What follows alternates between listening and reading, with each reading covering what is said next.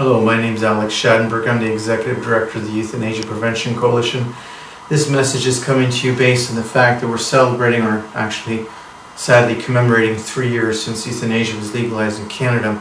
And as you know, this is not only a Canadian problem as bad as it is, it's also an international phenomenon, this legalization of euthanasia and assisted suicide. So euthanasia was legalized in Canada on June 17, 2016, and they claimed it was going to be a last resort, that it was only going to be done as to a few people in Canada, but it's been quickly becoming normalized, and this is sadly the reality. The Quebec Health Minister, in fact, stated during the debate in Quebec that there would be only about 100 a year. In fact, there were 4,235 reported euthanasia deaths in 2018, which was up from 2,704 in 2017. That represented 1.5% of all deaths were very early into this legalization, and yet it's becoming normalized very fast.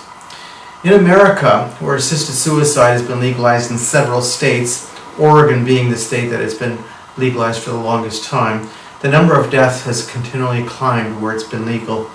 And in January, the assisted suicide lobby announced their new direction. January of this year, they announced their new direction, which was, they said the problem with assisted suicide are the restrictions. So this is the new direction, that they wanted to eliminate or lessen the quote restrictions on assisted suicide in America. And we've seen this year then bills in several states which showed a greater wideness to the concept of assisted suicide in America. And in fact, Oregon has moved to expand its assisted suicide law. And several states had bills. For instance, one state had a bill which defined assisted suicide as palliative care, and other states had bills which gave a totally much wider definition to assisted suicide, so it wouldn't be for terminally ill people, etc. And this is what's been going on in America, the widening of assisted suicide. Why does euthanasia threaten our lives?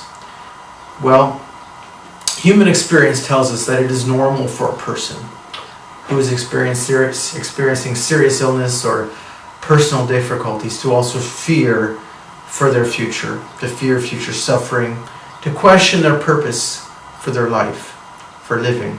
Experiencing existential distress is a normal reality. Situational depression, or simply to lose hope.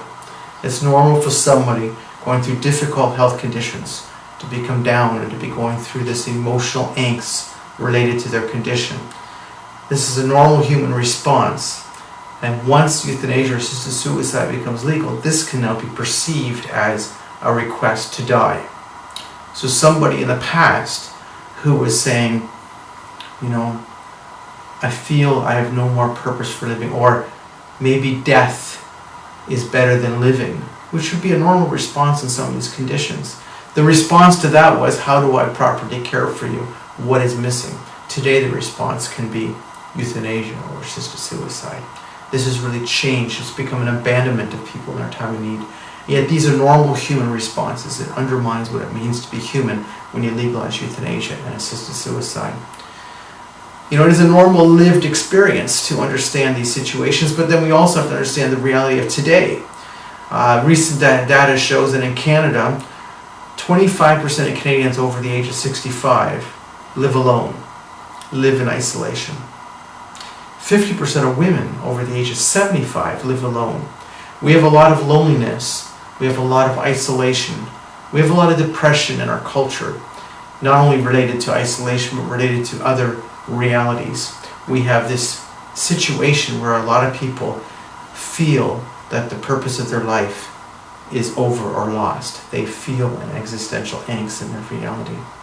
And considering how we as humans are wired, how we are, what it's natural to be human, loneliness leads to higher rates of depression. And now that euthanasia is legal in Canada, it'll lead to higher rates of euthanasia. Compassionate Community Care is an organization that was founded, that the Euthanasia Prevention Coalition works with. And it was founded specifically to look at this question of how does society respond to questions of people who are going through difficulties in their life when they're experiencing near end-of-life conditions. And it's a charity that was developed to recognize that many people who experience difficult health conditions are also experiencing loneliness, depression, social isolation, and that we need to recognize that it's important to care for these people. These people are vulnerable to death by euthanasia because of their human condition, their human reality. We must protect people. Euthanasia is legal in Canada. Assisted suicide is now legal in about 8 states in the US. How do we protect people? We must protect people we know. Well, this isn't an easy answer, but it does require people who care about others to recognize the importance of being with, journeying with the other. By visiting and journeying with and being with and caring for others, we affirm a person's purpose in living. We affirm their human dignity. We affirm their human nature. We allay their fear of suffering. Suffering alone is very difficult. Going through a difficult time with caring others is far more of an uplifting experience. We reduce loneliness and isolation by being with. We help them find a way out of their depression by being with, by caring for others. Interconnectedness is essential to the human person. Euthanasia is sold to us based on the concept of autonomy and choice and individualism, but in reality the human person is interconnected. We are wired to be with others, to care for and to be cared for. By being with others, you can be a difference maker in the lives of others while protecting them from euthanasia and assisted suicide. I'm not suggesting that being with is the only way to protect. What I'm saying is that being with others helps create purpose in living for the person who is alone and isolated. Compassionate Community Care offers this type of training, the training of being with, the training of sharing your life with another person. And this is an important part of our future outreach, or the future outreach of those who are opposed to euthanasia and assisted suicide, is recognizing the importance of visiting, being with, caring for others, and the training module that is necessary to respect the needs of the other while you're doing so. We can help change the world, but changing the world at times requires it to be done one person at a time, and this is where we need to be. We can all be involved with changing the lives of others one person at a time, and if enough of us recognize the importance of that, we are changing many lives. We're helping many people one person at a time. The Compassionate Community Care also has a helpline, and this has been in existence for quite a few years now, and it's a toll-free confidential helpline, and I'll just say it, it's 1-855-675-8749. And this line is for people who are seeking advice, support, for people who are questioning issues regarding euthanasia and assisted suicide or end-of-life treatment issues. There's also a reality that many people have no idea how to react to these issues when a family member might have asked for euthanasia, or when a physician is suggesting certain treatment questions that the family or the person who's been suggested to is uncomfortable with that, or feel that it was the wrong direction. When we offer advice, help and concern, Compassionate Community Care does, and Euthanasia Prevention Coalition helps support that. So I'm asking you to support this new direction, this direction of caring and being with, and recognizing the importance of the individual. We recognize that as human beings, we need the other.